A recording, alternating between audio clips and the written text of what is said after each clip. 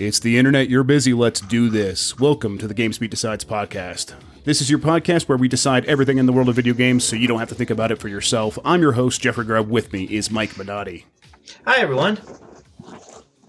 In today's episode, we're going to be going over the news, talk about some games, and then we're going to talk a little bit about third-party support on the Nintendo Switch. WWE just got announced for that, so kind of makes us want to reevaluate that machine as a third-party device. First, though, I want to thank everyone for joining us. You get more from me and Mike at GamesBeat.com. If you have something to share with us, email the podcast at gamespluspodcast@VentureBeat.com. You can also get us on Twitter. We're at GamesBeat or at GB Decides. If you're watching on Facebook or YouTube, you could subscribe to the podcast on Apple Podcasts, Google Play, Stitcher, and more. I'm always going to stumble on Apple Podcasts because I want to say iTunes. Finally. Is it really not called iTunes anymore? I haven't even looked. I don't like iTunes. I don't use it, so I don't have it installed on my computer. This is basically all off of like what my brother told us. I don't even know if it's true. Yeah, honestly, this could just be a psyops by AJ Minotti. Like, he could just be trying to destroy this podcast.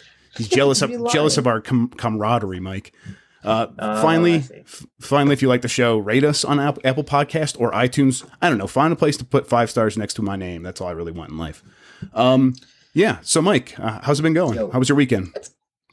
That was pretty good. I went to an Indians game and they won. I went to the new Margaritaville in Cleveland. Ooh, how was that? Overpriced and kind of tacky, but you know. That's the way. I wouldn't have it any other way. Fun. Did you have some boat drinks? No, I got a margarita. Okay. Well, is there an official License boat drink? Chill.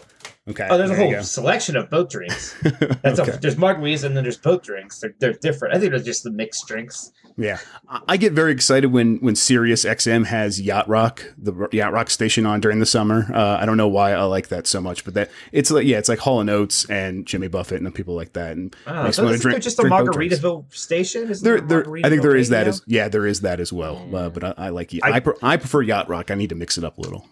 Jimmy Buffett is a very big guilty pleasure of mine. I like his music and going to like his concerts and stuff. It's always fun. As I've become a dad, I think it's kind of just getting into me now. So I think you have to like Jimmy Buffett at a certain point. I don't have that. Yeah, I don't have that excuse. I just like it.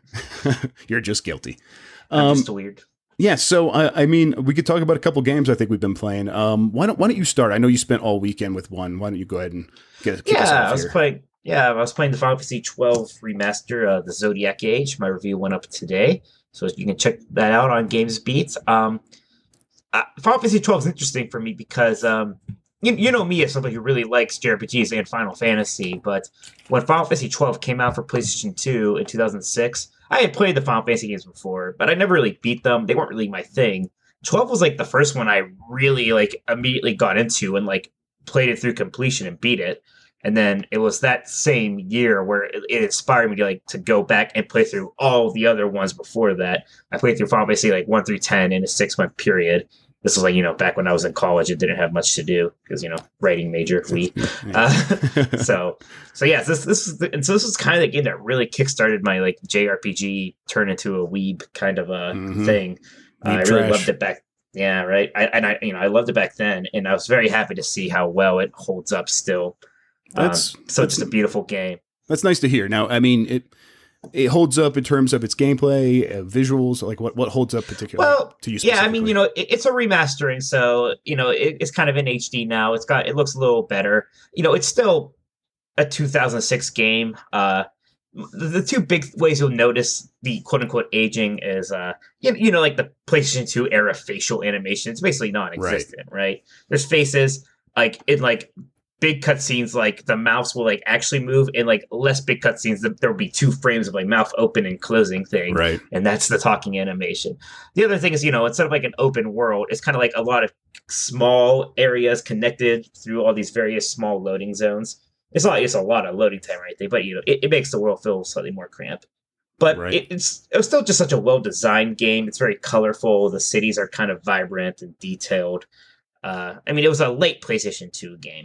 It came out in 2006. The PlayStation 3 came out that year, so have they remade this game before, or re-released it anyway? This is the first remaster. This is the first time, so yeah, it's pretty neat. It's pretty neat to be able to kind of get this again. And is it on PlayStation 4 and then Xbox One and PC, or just PlayStation 4? Just PlayStation 4. Huh, okay. Just PlayStation 4. It is weird how with those like even though they'll release like the new Final Fantasy and everything, when it's like a game that when it's one of them that was on a Sony system only, they'll still just do it like that. Do you think that still gets the benefit that we were talking about last week, where Crash Bandicoot has the attachment to the PlayStation brand, so kind of encourages those people to get into it if it's exclusive to their system?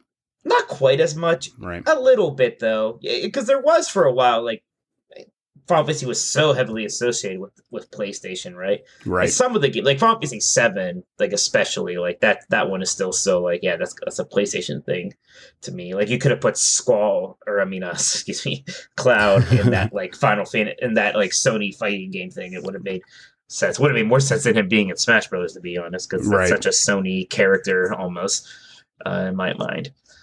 But yeah, I mean, Final Fantasy 12 is just so cool because it, it's not like random battles and stuff. It is this kind of real-time thing, but it's still very much sort of the pace of like a turn-based game. Like every character has like that meter that's to fill before they perform an action.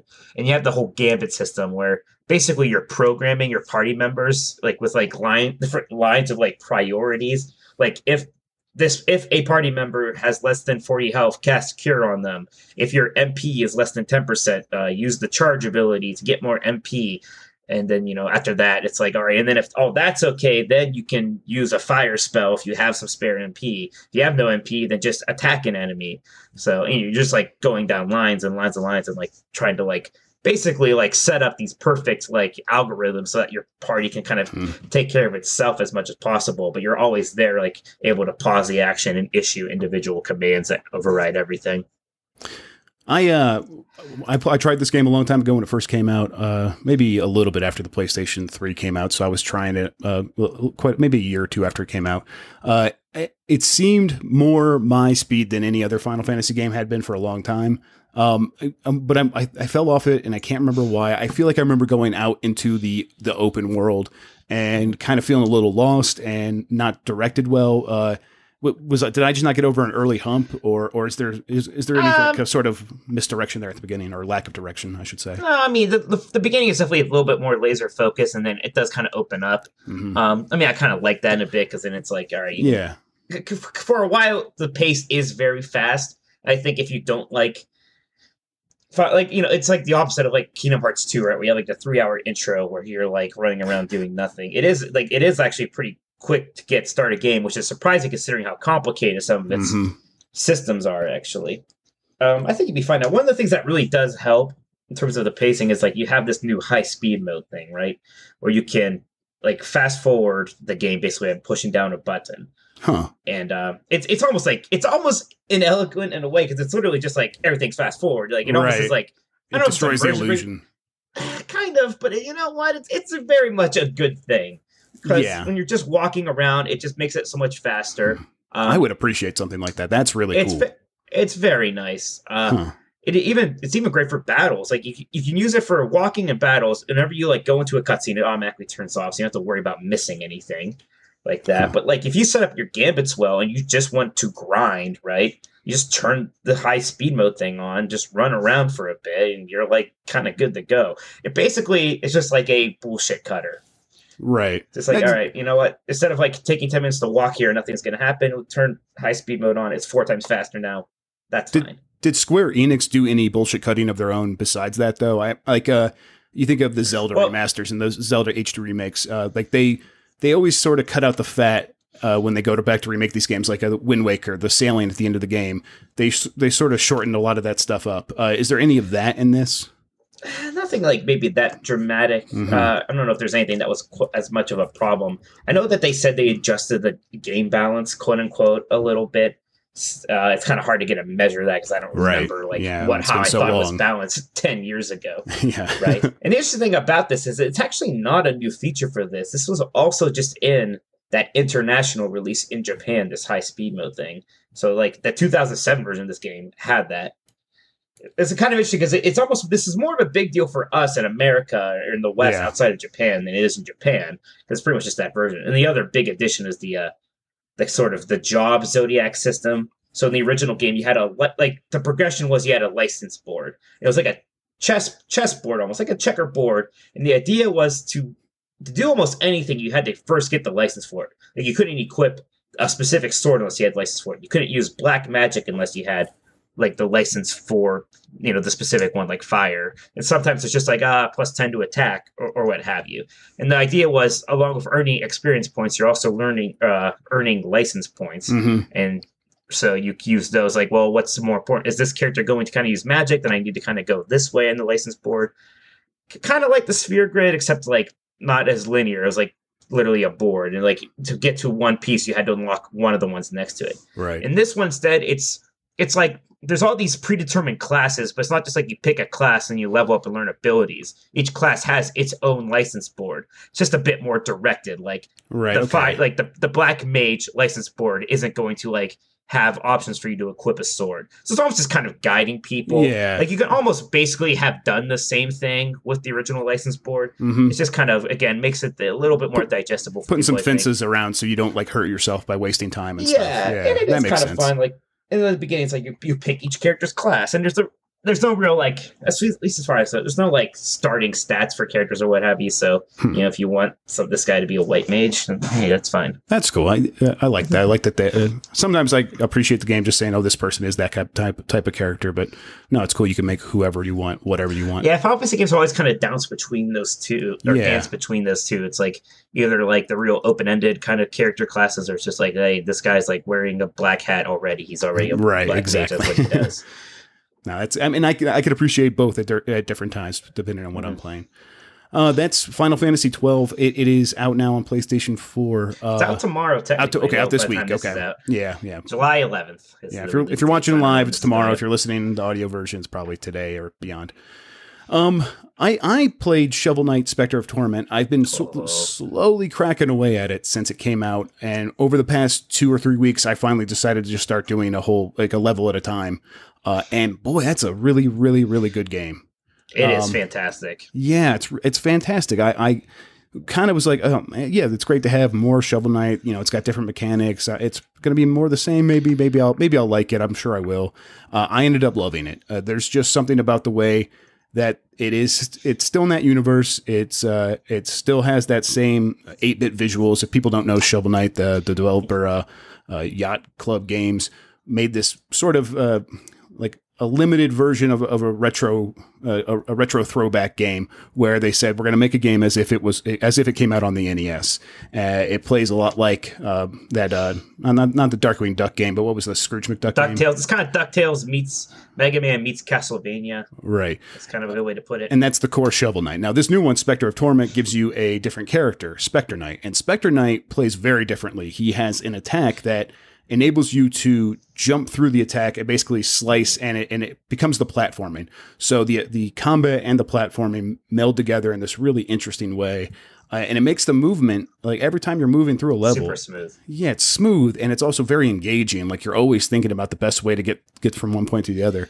Right. Yeah, I really loved it. I know you liked it too when you played it. I loved it a lot. I mean, the one before, Plague of Shadows, was really cool, but yeah, I still haven't played that. It was kind. Yeah, it was almost kind of trying a little, it wasn't trying to, but it was like almost a little bit more out there with some of the stuff it was doing with the potions. And more so than this one even, it was kind of done on top of the other, like the base game. This is like, they really reworked these levels to the point where they feel almost completely new. Like the boss fights, a lot of them been just completely changed. The campaign's completely different. It is just super cool. Like to the point where I pretty much like Spectre of Torment as much as regular Shovel Knight. Yeah, I'm there. I love Shovel Knight. Right. I'm there with you, and I'm like, oh man, parts of me I think might prefer Spectre of Torment, but I'm going to go back and play Shovel Knight again, I think, pretty soon and kind of see where I played through all three when I got the treasure edition or whatever for the Switch.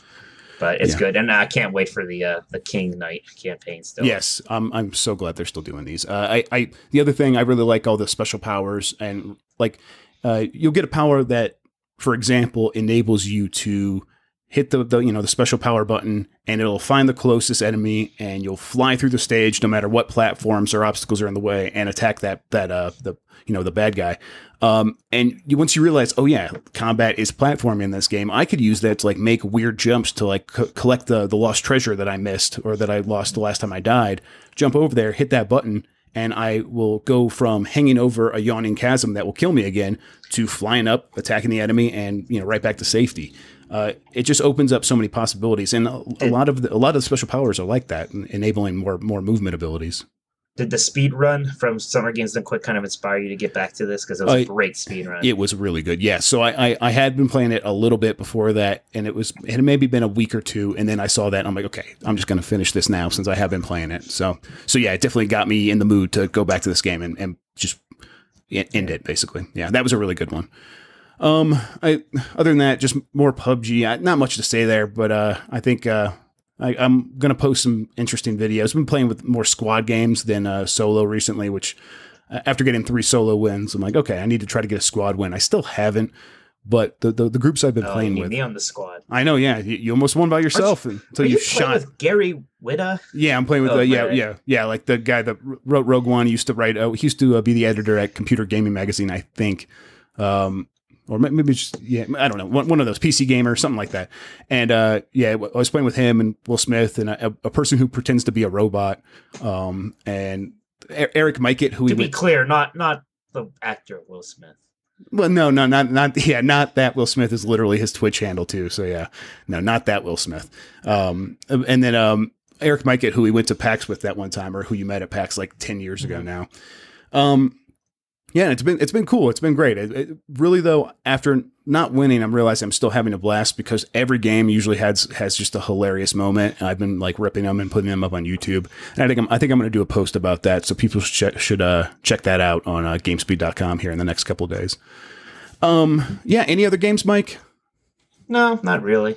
Just well, I'm getting kind of at the finishing line of Trails in the Sky, second chapter. So, God, I play a lot of Japanese games. Yeah. A lot of JRPGs specifically. Disgusting. Yeah. And we'll be talking about Splatoon 2 next week. When does that come out? What's the release date on Splatoon 2? Let me check my handy review thing. There you go. It comes out on July 21st. So okay. Not too far. Yeah, I think we'll be able to talk about it a little bit next week, and then we'll have a review for that up on the site soon. All right, Mike. Let's get into the news. That okay with you? Sure. All right, we're going to start out. Yeah. Oh, okay, I'm glad you thought about that and really gave me a truthful answer instead of just lying to me like you normally do. Yeah, it's like, I don't know. Yeah, I guess so. Summer Games Done Quick 2017. It's over, and it raised $1.76 million for Doctors Without Borders.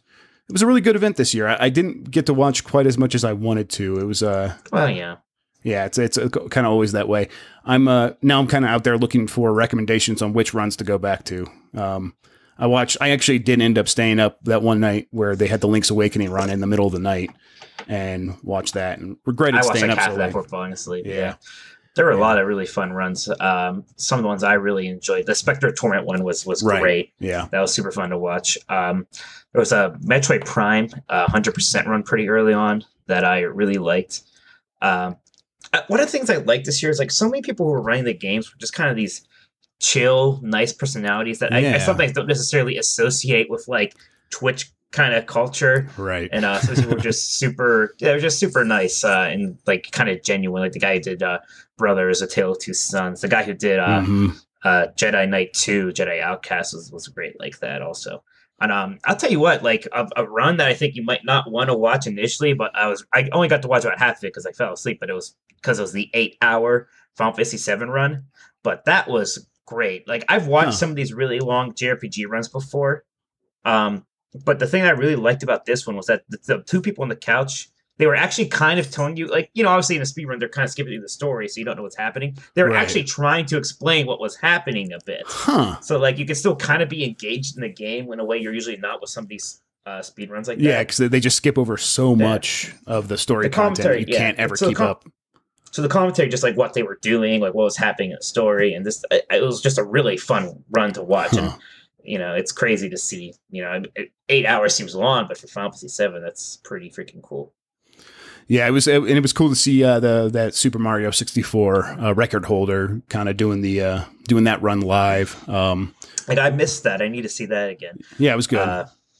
There was someone else. There was someone else that I can't remember what game he was playing, but he was doing marathon strats, which are safe strats where the chances of you screwing up abysmally are minimized.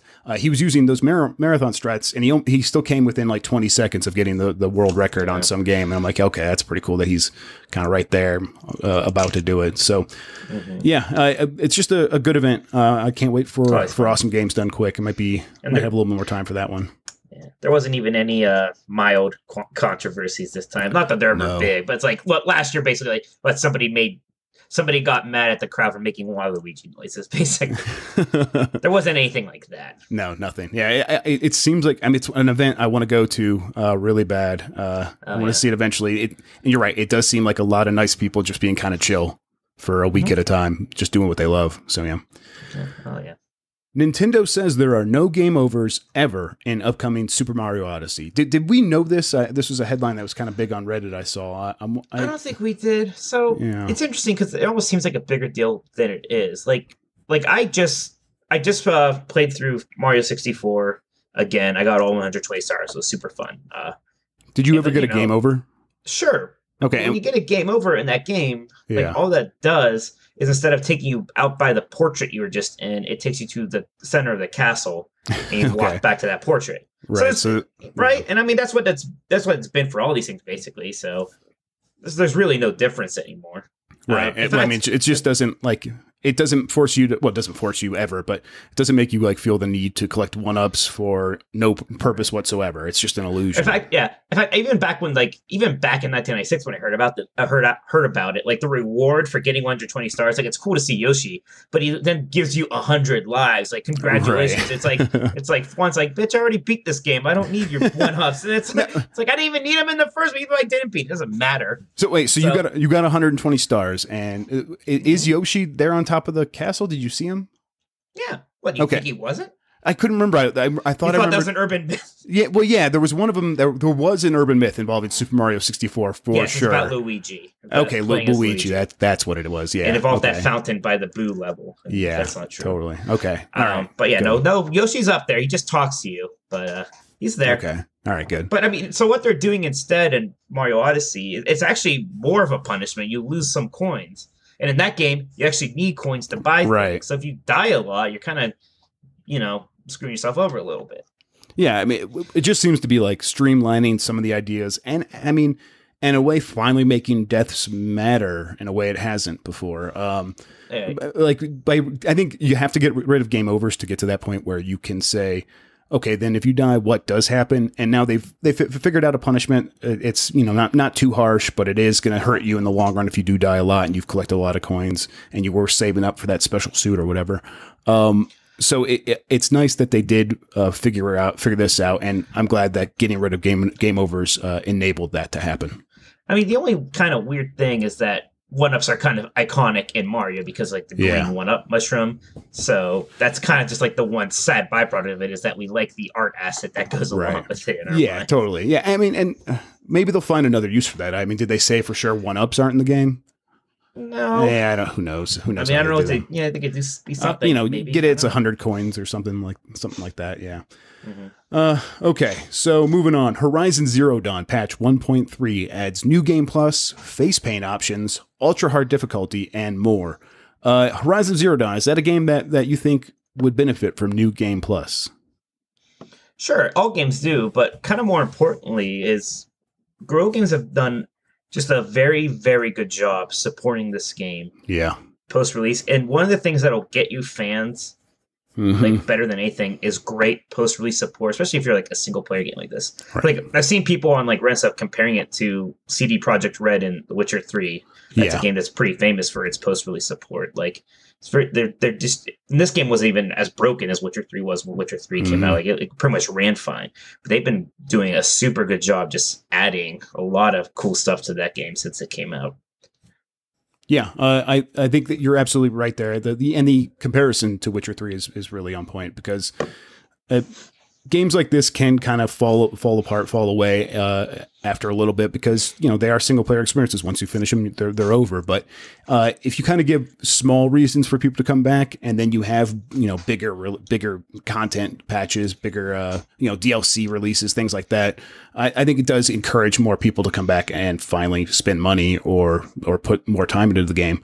which, you know, is kind of maybe the fundamental reasoning for any of these sort of actions. But there's different ways of doing it. A lot of people just do it in a way that I mean, for example, Nier Automata on the PC hasn't had a single patch since it came out, I guess. Mm-hmm. I was looking at that. I'm like, yeah, that's a bummer. It makes you wonder, like, what the hell? Maybe you're right. I shouldn't have bought it on the PC. I should have just got it on the PlayStation 4. And it makes me kind of sort of hesitant about the developer. I'm like, what's happening there? Why does Square Enix, I think, the publisher, why don't they care about this game? Whereas Horizon Zero Dawn, I hear this and I do think, oh yeah, that is a game that I should get back into, and I know when I get there, it's going to be well tended to. So yeah, there's definitely something there. It wins me over, at least. Yeah, it's very nice. Good on them. Yeah, it's hard to believe how Guerrilla Games went from like the Killzone people they don't care about to like right, yeah, the best games of the year for sure. But they're happy. Yeah, I mean, they deserve it. They really pulled this one out. Mm-hmm. Okay, good job. NES emulator discovered in Switch firmware. Does this surprise you at all? I mean, I think there needs to be an emulator in there for the upcoming games they're going to be. Yeah, we know NES games are coming to it, right? Right. That's part of the thing. They already announced it, so no. Yeah. So I mean, I guess it's a good sign that it's in there. You know, it's probably ready. It's ready to go. Yeah, but I mean, it's just baked in the firmware, though. I think that's pretty. I don't really know enough about it to like understand the significance of that. I think it's just like instead of the alternative would be. Yeah, I guess the alternative would be you buy the game and the game comes packaged as an emulator with the ROM built into one component. I think that's how it works on most systems. So the fact that it's just there on the Switch makes it. I mean, hopefully they just have big plans for it. Maybe that's what that means. Maybe it's nothing. Maybe this is just they figured this was easier. So who knows. Finally, Oculus Rift and Touch Bundle temporarily on sale for $399. You gonna buy one now that's $400, Mike? No. Yeah, I don't know. Are you sort of on the waiting list for let's see what happens with Oculus 2 and Vive 2 and things like that? I'm very much. I want to see next generation stuff. First off, let's see if next generation stuff happens. Which I'm sure it will, but let's make sure of that. It'll be a good sign that there is a future for stuff. And then when that happens, then maybe I'll care. Yeah, totally. I mean, I think it's about time for a really significant price drop on this stuff. It did come out more than a year ago. It looks like they're not going to do an annual update for these kinds of things, which I think is smart because it's expensive and people don't want to feel burned. And it's not a smartphone where you pay slowly over time or something like that. But at the same time, I think we're in a point where we would really benefit from an update or seeing what's next, and people would probably be way more excited for an Oculus Rift 2 than a slightly more affordable Oculus Rift 1. Okay, Mike, I think from here we are going to go to the break and come back, and when we're back, we are going to discuss the third-party support on the Nintendo Switch. Does that sound good to you? Sounds fantastic. Okay, with that in mind, we're going to head to the break, and we'll be right back.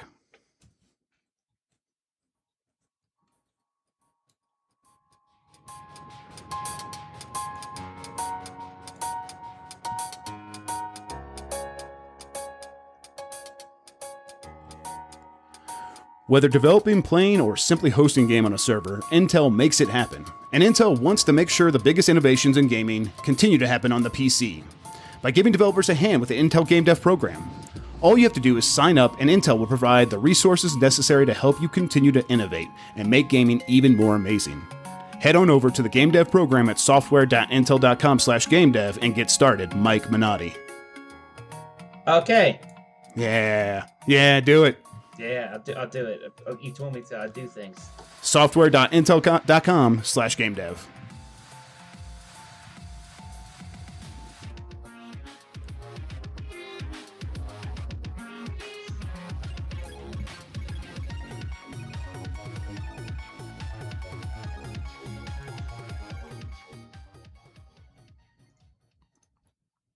And we are back.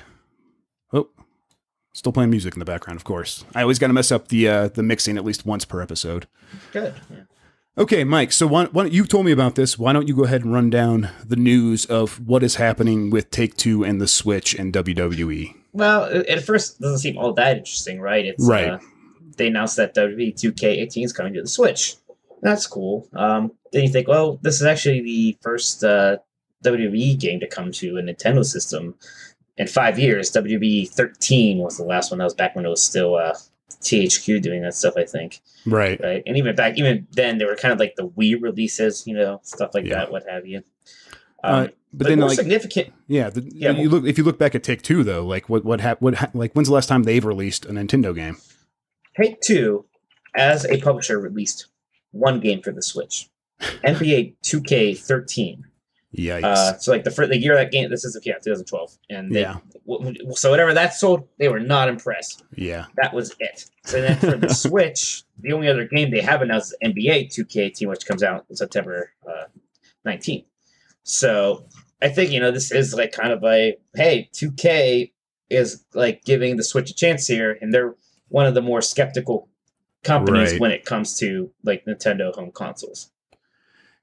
So to me, that looks like a good sign. That looks like a sign that developers are seeing what the system is selling and saying, okay, we have to at least try and see if we can sell our games there. And WWE, I think it's a good test for Take-Two. I think a bigger test might be NBA to see. I guess did they announce that NBA game, right? So they are doing that at least, but it hasn't come out yet, right? Yeah, it's NBA 2K18 is September 19th or something. Yeah. Right. So the fact that they're also like saying, okay, let's get WWE on here even before the NBA game that they already announced, like they're already announcing follow-up games. It does sound to me like a skeptical publisher having some faith in the health of the Switch ecosystem. That makes sense to me. It's a system I would play third-party games on in a way that I wouldn't have on Wii U. Do you feel that way? Yeah, compared to the Wii U for sure. There's even some third-party games that I would rather play on there. I think the WWE game is one of them. Like especially compared to the basketball game. I think I still would rather play that on Switch. Like the WWE games aren't graphical powerhouses in the way maybe those NBA games are trying to be. So just, whatever, if it looks a little worse on the Switch, being able to play, which it is essentially a fighting game on the Switch is just very convenient, especially that game. Cause it's not like depending on combos and inputs the way like, I need like that really great D-pad, right? It's kind of like analog stick movement and a lot of stuff like that. It's a slower pace thing. It would work great on the Switch, I think. Like the last Nintendo system to get like really great third-party support that was on par with all the other systems was GameCube. I mean, after that, it's always had some sort of caveat, everybody wanted it on the Wii, but like they kind of had to. One, because it was significantly graphically weaker than the other systems. Like it's not like Switch to PlayStation 4. It was literally like PlayStation 4 to like PlayStation 3. It was a whole generation practically. Far back, yeah. Right. And then, the controller set was just also completely different. And the feeling was if you're releasing a game for the Wii, it's got to be kind of a Wii game, right? It's got to have some waggle with it. So, like, Madden 2007 wasn't on the Wii. They had Madden NFL for the Wii. And it was like, I think this is one of the best examples, too. Like, just that the motion controls for throwing the football, and it based the whole game around that. That is, I think, you could hold that up as an example of what developers felt they had to do to come out on the Wii. Even things like Star Wars Force Unleashed, like they had to basically make a completely different game for the Wii because like the regular game, like depended on like these physics systems and all this stuff. So like the Wii version had completely different levels and it was completely different and played different because it had the waggle and it was always kind of weird. And those versions, like I can't think of was there like a game that came out for like Xbox 360 and Wii? People were like, the Wii version though, man. No way. Yeah. I mean, even like Call of Duty came out on it. And I think it might have had motion control. For a bit. Yeah. Like Call of Duty Call of Duty Warfare. 3 came out for it. I don't know if Modern Warfare came out for it. It totally did. I remember it did. And it was really super weird. Yeah. I think I might be making that up, but I'm pretty certain. I'm looking this up now. Yeah, go ahead. Modern Warfare for the Wii. That came out for the Wii November 10th. It came out 2 years later for the Wii. Exactly. Man. Yeah. I think that was the big thing that was really weird about it. And I remember trying it and being like, what is happening here? What is this? Like you're literally playing with the motion controls just like they promised you would with all your first person shooter games. And of course it never worked. So, but even before that, just going back a little bit, the N64 and GameCube, they were never where third party games sold the best or even relative to its install base. It always felt like people were buying mostly Nintendo games on those systems, right? I mean, I'm sure they did better than Wii, But sure. Yeah. So not all of Nintendo's third-party issues arise from them using different control schemes and stuff like that. However, that said, I would say that the Switch is one of the first Nintendo systems in a long time that its gimmick is the reason I would want a third-party game on the system. Right, and the gimmick doesn't represent any challenges when porting it. Right. Yeah, I mean, yeah, like just the power is the only thing. Yeah, the graphical issues are, that's the only thing holding back ports. But, and maybe some skepticism of Nintendo's core, customers, I think. But I would say that, like, having a game like Dead Cells or Nier Automata, things like that, and saying I could have that on my Switch and play with me anywhere, I would prefer it on that system relative to any of the consoles or PC. Like, I mean, because I want the games to look good, but I don't think nothing looks bad on the Switch. Even if the things are dropping down to 720p, 60 frames per second, like Rocket League is, that still looks just fine to me, especially because I play most of my games on the handheld. I think if people, there are some people that rarely take their Switch out of the dock. For them, this is probably not they're probably not going to get their games on the Switch if it's a third-party multi-platform game. For me, though, it's a huge reason to purchase the game on that system. And I don't think that that's going to be a rare sentiment. I think that's going to be quite a few people are going to feel that way.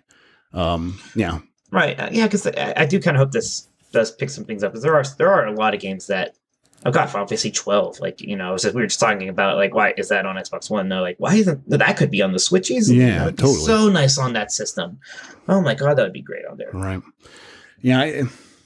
I don't know. It's all so much of it is just sales. I mean, the reason why this is happening, everything else we're talking about, is because the Switch has had a good start.